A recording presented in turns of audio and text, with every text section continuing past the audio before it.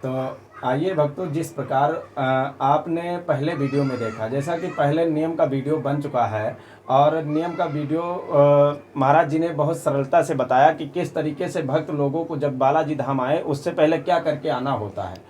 तो आइए अब ये बात करते हैं कि महाराज जी जब यहाँ वहाँ से लोग अर्जी वगैरह जो बताएं आपने नियम करके आना होता है, उसको बांध कर जब यहाँ लाते हैं तो यहाँ आने के बाद उनको क्या कार्य करना चाहिए, यहाँ के नियम क्या हैं, वो चीज़ हम महाराज जी से जानना चाहेंगे। आइए आप बात करते हैं। जय जय श्री राम। सभी श्रद्धालु भक्तों को अपने हृदय से जय जय श्री राम कहते हुए आशीर्वाद देते हैं। और जो भक्त लोग जैसे कि अर्जी लेके यहाँ पर बालाजी धाम पहुँच जाएंगे भक्त लोग, हाँ, जो अर्जी महाराज जी ने आपने बताया जो पहले वीडियो में कि जिस भक्त को बालाजी धाम आना है या जो भी ऊपरी चक्कर या भूत प्रेत आत्माओं से परेशान हैं, तो उनको आने के बाद यहाँ पर क्या नियम है या क्या कार्य करना होता है। यहाँ का नियम ये है कि यहाँ मंगलवार शनिवार हवन होती है। हाँ, हवन पूजन होने के बाद यहाँ भोग प्रसादी जो बाबा को चढ़ जाती है, भोग हो जाता है। उसके बाद में जो भी उन भक्तों को बीरा चढ़ाया जाता है, उन भक्तों को बताया जाता है कि दय बीरा रघुनाथ पठाए, लंका जार सिया सुध लाए। उन भक्तों को बीरा चढ़वाया जाता है। उन भक्तों से बीरा चढ़वाने के बाद उन भक्तों को करना क्या है, परिक्रमा करना है। और उस अर्जी को बीरा चढ़ाने के बाद अर्जी चढ़ जाएगी। ठीक, जिस अर्जी जो अर्जी लेकर आते हैं, जो भक्त लोग आएंगे सबसे पहले बीरा चढ़ाएंगे। बीरा चढ़ाने के बाद उस अर्जी को चढ़ाएंगे। अर्जी चढ़ाने के बाद उन भक्तों को यहाँ का राम जल पिलाया जाता है। ठीक है ना, अर्थात जो बालाजी का जल है, अर्थात बालाजी का जल उनको दिया जाता है। हाँ जी। और वो भक्त जल पिएंगे, प्रभु का जल जब पिएंगे तो उनके जीवन के जो भी समस्या हैं उन समस्या का समाधान उसी पर से होना शुरू हो जाता है। ये इनकी कृपा है। ठीक है ना।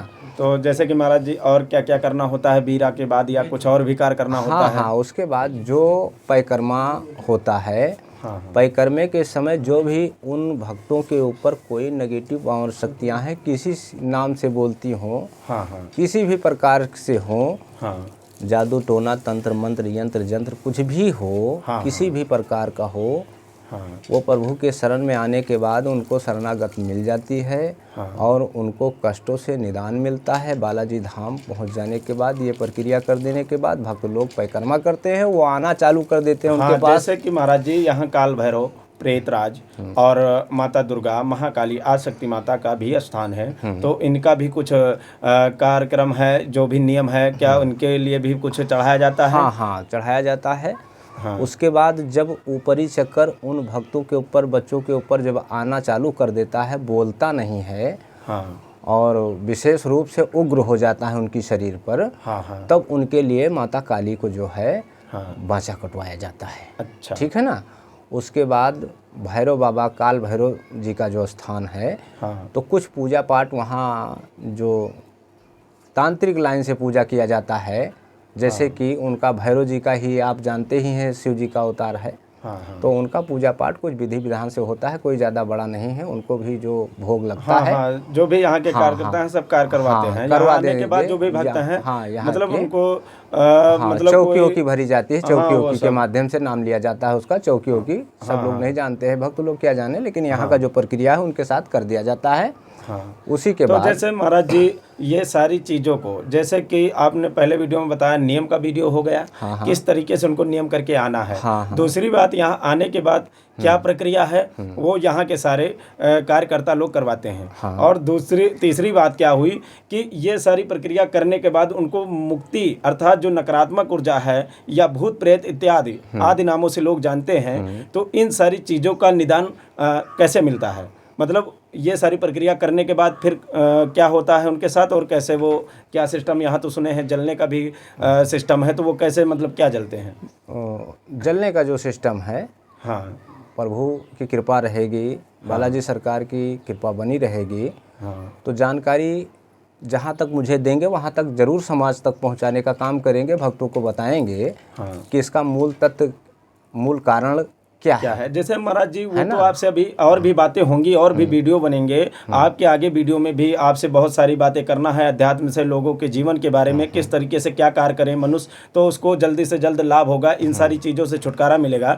लेकिन जैसे कि इन सारे नियमों को करने के बाद उनको क्या होता है, क्या फ़ायदा मिलता है ये सारे नियम करने के बाद? ये सारे नियम करने के बाद जो भी उनके पर दिक्कत परेशानी होती है उसमें राहत मिलता है, आराम मिलता है, उसी से भरोसा होता है। उसके साथ करना भी क्या है उस पर कुछ बात बताएंगे।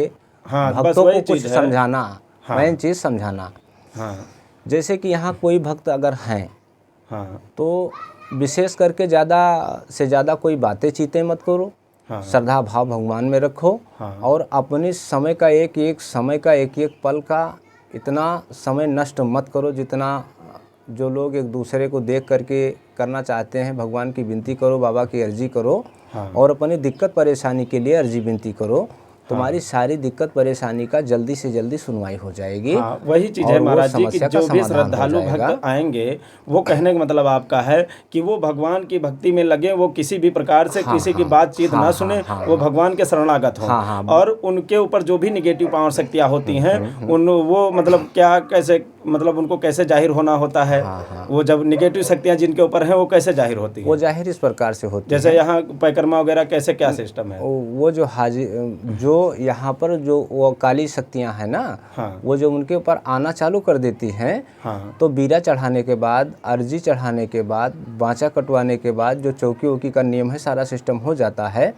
तो जिस प्रकार से भक्तों को समाज को जो भी लोग पीड़ित परेशान हैं उनको जिस तरीके के चेहरे में वो नेगेटिव शक्तियाँ जिसके चेहरे में उन्हें टॉर्चर करते हैं, परेशान करते हैं, वो चेहरा उनको हाजिरी लग जाने के बाद पलक झपकते ही उनका चेहरा नज़र आने लगता है। तो वो कैसे मुक्ति मिलती है उनको? मुक्ति उनको जो मिलती है वो बाबा की कृपा से उनके सारे बयान हो जाने के बाद सारे समस्या का वो खुद बयान करेंगे, कुछ पूछना नहीं पड़ता है। मतलब अपने आप चिल्लाना और बताना शुरू कर देते हैं। उग्र हो जाएंगे।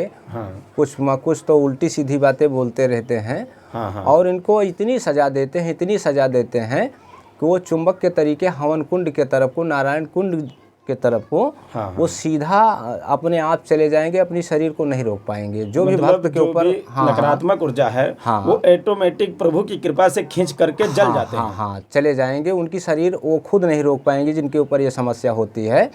और वो जाते हैं और उनके सर का बाल जो है थोड़ा बहुत सा कुछ में कुछ जरूर जल जाता है। धन्यवाद महाराज जी, हम यही जानकारी चाहते थे भक्तों के लिए, थोड़ा सा उनको संतुष्ट करने की आपकी बहुत महान कृपा है कि जिस तरीके से आपने बताया सरलता पूर्वक भाव। मैं आपको और आपसे और भी सारी बातें करेंगे लेकिन आगे के वीडियो में फिर मिलते हैं। जय जय सीताराम।